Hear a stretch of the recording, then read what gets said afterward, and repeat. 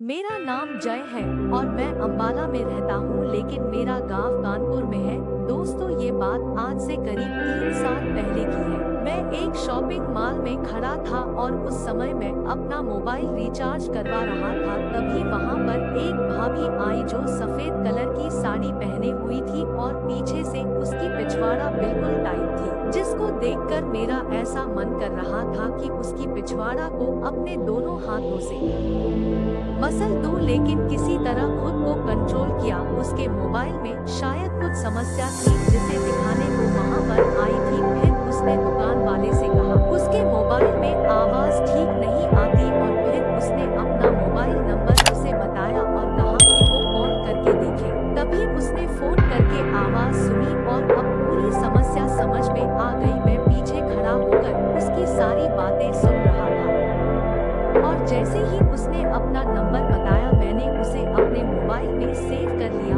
और फिर मैं वहां से चला गया। फिर कुछ देर बाद मैंने उस नंबर पर कॉल किया तो मुझे किसी औरत की आवाज आई जो उसी औरत की आवाज लग रही थी। मुझे विश्वास हो गया कि उसका नंबर सही सेव हुआ है। उसके बाद मैं आए दिन उसे मिस कॉल मारता रहता था। शुरू में तो उसने कोई महत्व नहीं दिया, लेकिन कुछ दिनों के बाद वो मुझे मिस कॉल देने लगी और अब मैं समझ गया कि अब मेरा काम बन सकता है। मैंने उससे बात करना शुरू किया तो मुझसे पूछी कि तुम्हें मेरा नंबर कहाँ से मिला। मैंने उसे बताया कि किस तरह मैंने उसका नंबर लिया और फिर हम लोग बात करने लगे। दोस्तों, अब वो खुद हर रोज मुझे कॉल करने लगी। फिर एक दिन मैंने उससे कहा कि तुम मुझे अच्छी लगती हो, तो उसने पूछा कि ऐसा अच्छा क्या है मेरे अंदर जो तुम्हें इतना अच्छा लगता है। मैंने कहा कि तुम सर से लेकर पैर तक इतनी सुंदर हो कि तुम्हें देखते ही मेरा खड़ा हो जाता है। तभी उसने मुझसे पूछा कि क्या खड़ा हो जाता है, लेकिन मैंने उसकी बात का कोई जवाब नहीं दिया।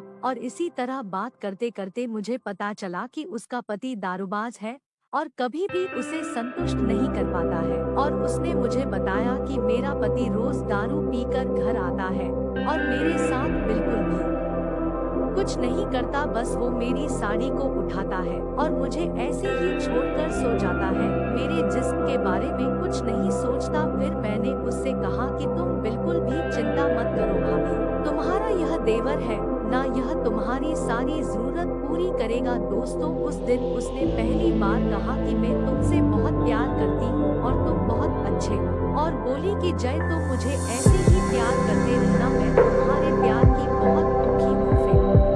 फिर मैंने कहा कि भाभी आप बिल्कुल भी चिंता मत करो, मैं हमेशा आपका ऐसे ही प्यार के साथ ख्याल रखूंगा। उसके बाद हम लोगों ने उसी दिन से फोन पर खुलकर बात करना शुरू कर दिया और जब उसके पति घर पर नहीं होते तो वो मुझे कॉल करती और मैं उससे कहता कि अपनी साड़ी उतार कर मुझसे बात करो, और जिसे देखकर मैं बहुत बेसब्री से इंतजार करता कि वो मौका कब आएगा जब मैं इस भाभी के घर जाऊं। और फिर थोड़ा इंतजार करने के बाद वो दिन आ ही गया जिसका मुझे बड़ी बेसब्री से इंतजार था, और वो दिन था उसका जन्मदिन। उस दिन सुबह ही मैंने उसे कॉल किया और उसे जन्मदिन की बधाई दी और उससे पूछा कि बताओ भाभी तुम्हें क्या चाहिए। तो उसने कहा कि जो मैं तुमसे मांगूंगी क्या वो तुम मुझे दोगे। तो मैंने कहा कि भाभी सब कुछ आप ही का है, बेझिझक मांग लो। तो उसने कहा कि पहले एक बार सोच लो, क्योंकि आज मेरा जन्मदिन है